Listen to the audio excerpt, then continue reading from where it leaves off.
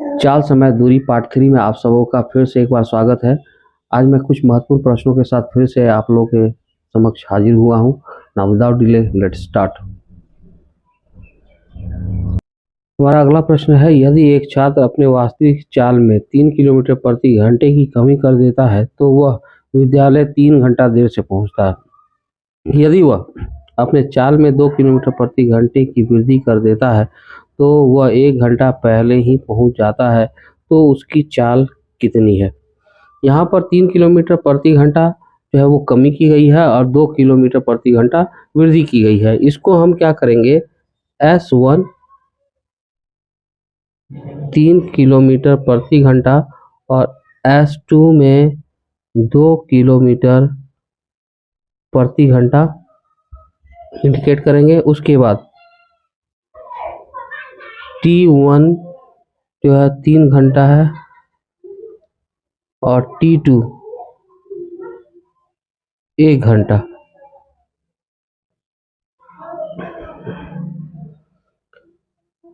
यहाँ हम चाल निकालने के लिए एक सूत्र का इस्तेमाल करेंगे,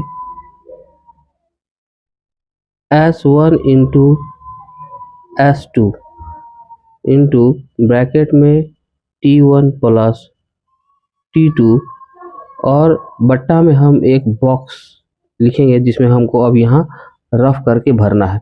यहाँ रफ थोड़ा सा ध्यान से देखेंगे, जब 3 किलोमीटर प्रति घंटे की कमी की जाती है तो 3 घंटा देर से पहुंचता है, और जब 2 किलोमीटर प्रति घंटे की वृद्धि की जाती है तो 1 घंटा वो पहले पहुंच जाता है। यहाँ पर हम क्रॉस मल्टीप्लिकेशन करेंगे, 2 तिया 6 माइनस 3 एकम 3, ये जो 3 आया इसी 3 का इस्तेमाल हम इस बॉक्स में करेंगे। अब इस सूत्र को हम प्रयोग में लाएंगे, S1 में 3 और S2 में 2 गुना ब्रैकेट में T1 में 3 प्लस T2 में 1 बटा ये जो अभी बॉक्स में 3 हमारा आने वाला है, ये इस 3 का इस्तेमाल यहाँ कर लेंगे। 3 से 3 कैंसिल, 2 गुना 3 1 4, 4 गुना 8, यानी 8 किलोमीटर प्रति घंटा हमारा चाल आंसर आ गया। हमारा अगला प्रश्न है, यदि एक छात्र 3 किलोमीटर प्रति घंटे तेज चला होता तो उसे निर्धारित समय से 1 घंटा कम लगता। यदि वह 2 किलोमीटर प्रति घंटा धीरे चलता तो उसे 1 घंटा अधिक लगता, तो दूरी किलोमीटर में कितनी होगी।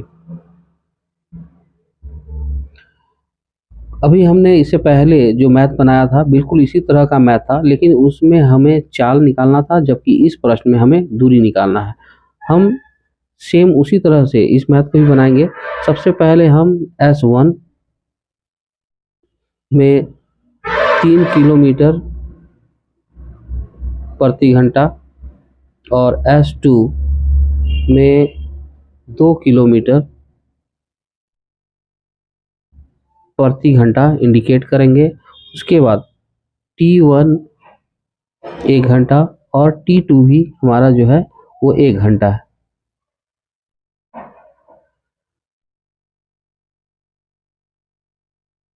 One hour.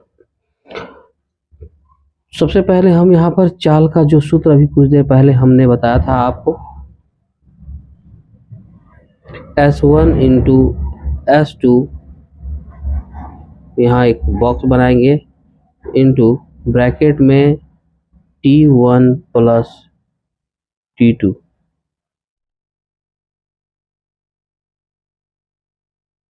इस सूत्र का इस्तेमाल करके हम जो है चाल निकाल लेंगे। उससे पहले हमको यहाँ रफ करना होगा। रफ को ध्यान से देखें, अगर 3 किलोमीटर प्रति घंटा तेज चलता है तो उसे 1 घंटा कम लगता है, और अगर वो 2 किलोमीटर प्रति घंटा धीरे चलता है तो उसे 1 घंटा अधिक लगता है। यहाँ हम उसी तरह से क्रॉस मल्टीप्लिकेशन करेंगे, 3 एकम 3 माइनस 2 एकम 2 यानी 1। ये जो बॉक्स में है 1, इसमें हम 1 को लिखेंगे।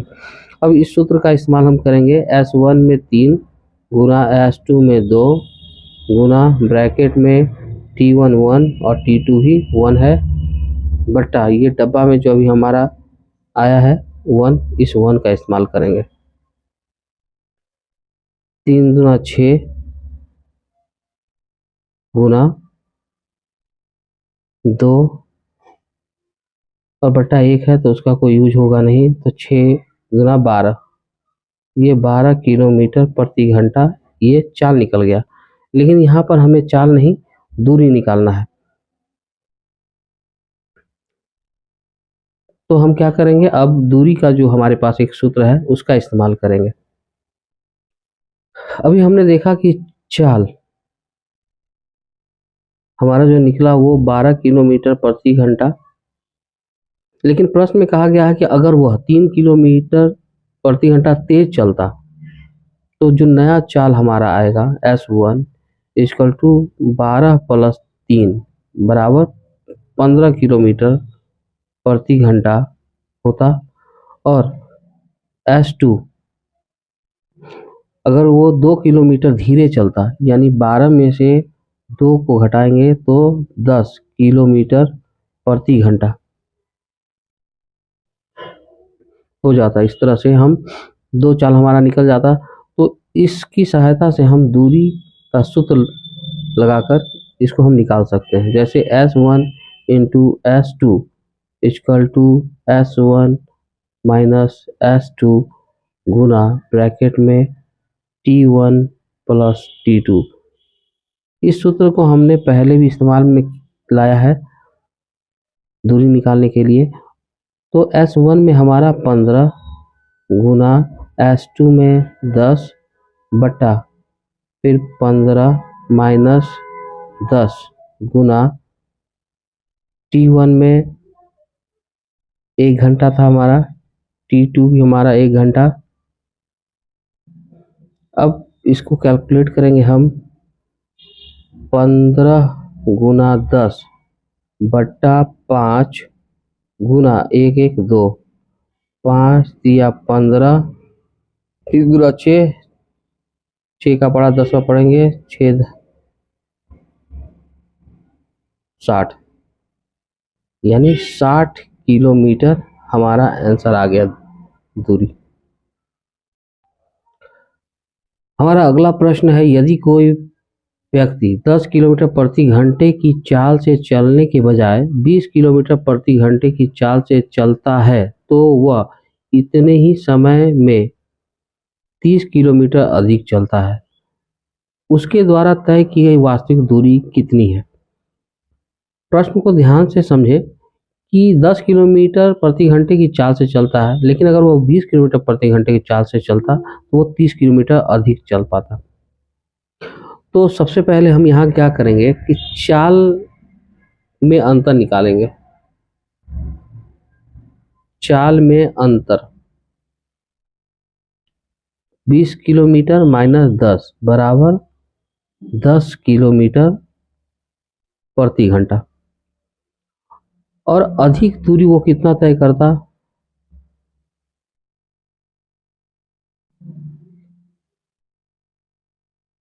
30 किलोमीटर।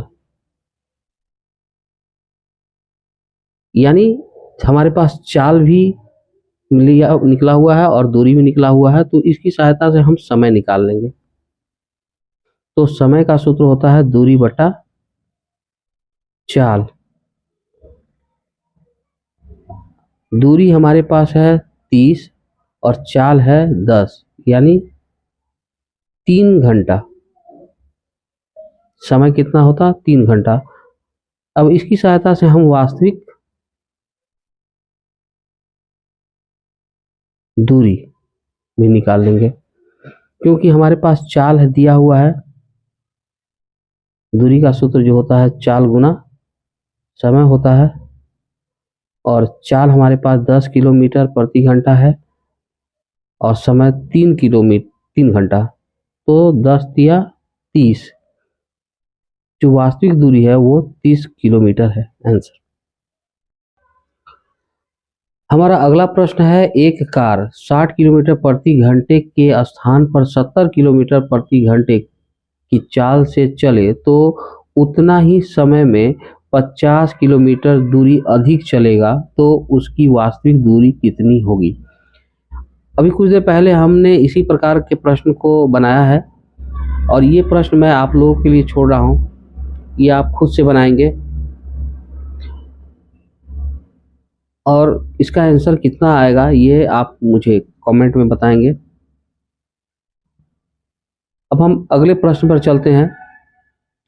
राम घर से विद्यालय 30 किलोमीटर प्रति घंटे की चाल से और विद्यालय से घर 20 किलोमीटर प्रति घंटे की चाल से चलता है, तो औसत चाल ज्ञात करें। यहाँ पर प्रश्न में हमें औसत चाल निकालने के लिए कहा गया है। तो सबसे पहले हम क्या करेंगे कि हम औसत चाल निकालने के लिए जो हमारे पास दो गो चाल दिया हुआ है उसको हम x और y के फॉर्म में लिखेंगे। x बराबर 30 किलोमीटर प्रति घंटा और y बराबर 20 किलोमीटर प्रति घंटा। औसत चाल के लिए हमारे पास एक सूत्र है, उस सूत्र को आप अच्छे से याद कर लेंगे। औसत चाल बराबर 2 ब्रैकेट में xy बटा x प्लस y। इस सूत्र का इस्तेमाल करके आप आसानी से औसत चाल निकाल सकते हैं। 2 गुना x 30 गुना y में 20 बटा x प्लस y यानी 30 प्लस 20।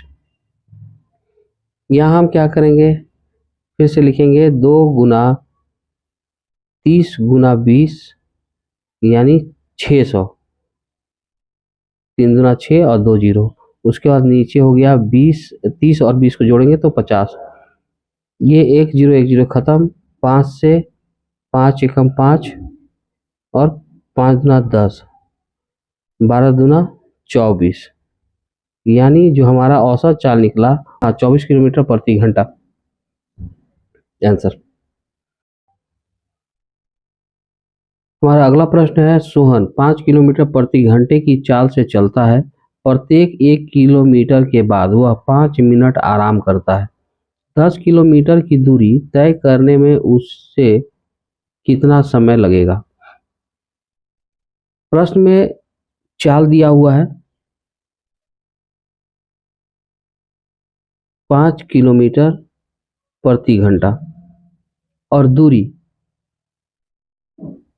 दिया हुआ है 10 किलोमीटर और पूछा जा रहा है हमसे कि उसे कितना समय लगेगा, लेकिन हर 1 किलोमीटर पर वो 5 मिनट का आराम भी करता है। तो सबसे पहले हम इस चाल और दूरी की सहायता से हम समय निकाल लेंगे।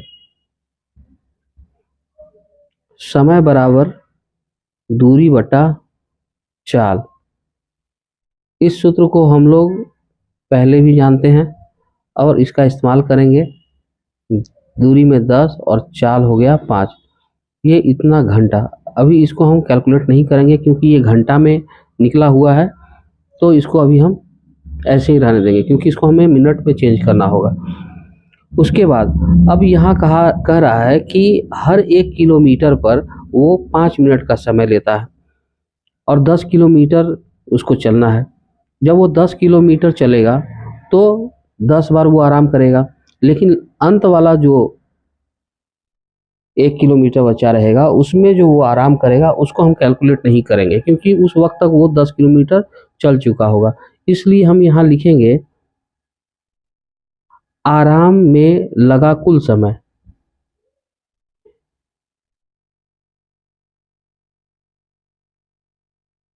कुल समय बराबर 9 गुना 5। 9 हमने इसलिए लिया क्योंकि लास्ट वाला जो 1 किलोमीटर होगा उसके बाद जो आराम वो कर रहा है वो उसको गिनती में नहीं लाएंगे हम, इसलिए वो 10 ना होके यहाँ पर वो 9 बार ही हो पाएगा आराम का और 5-5 मिनट का ले रहा है समय, इसलिए गुना 5। 9 बचे 45 मिनट, तो ये आराम में 45 मिनट खत्म हो रहा है। तो कुल समय कितना होगा, कुल समय, अभी हमारे पास समय निकला था 10/5, ये घंटा में है, इसको पहले मिनट में कन्वर्ट करेंगे, उसके बाद प्लस 45 मिनट, ये तो 5 से इसको काटेंगे, 5 दूना 10, 6 दूना 12, 120 प्लस 45, तो 120 मिनट का मतलब हुआ 2 घंटा, 2 घंटा और 45 मिनट, तो कुल समय लगेगा 2 घंटा 45 मिनट, आंसर। अगला प्रश्न है, राम 10 किलोमीटर प्रति घंटे की चाल से चलता है, प्रत्येक 1 किलोमीटर के बाद वह 6 मिनट आराम करता है, 5 किलोमीटर की दूरी तय करने में उसे कितना समय लगेगा। बिल्कुल, अभी हमने इसी प्रकार के प्रश्न को अभी हल किया है, फिर भी मैं आप लोग को फिर से इसको बता दूं। सबसे पहले तो चाल दिया हुआ है 10 किलोमीटर प्रति घंटा और दूरी दी हुई है 5 किलोमीटर। इन दोनों की सहायता से हम समय निकालेंगे, समय बराबर दूरी बटा चाल, दूरी है 5 किलोमीटर और चाल है 10 किलोमीटर प्रति घंटा, तो ये घंटा में ये निकल गया, और आराम में लगा कुल समय,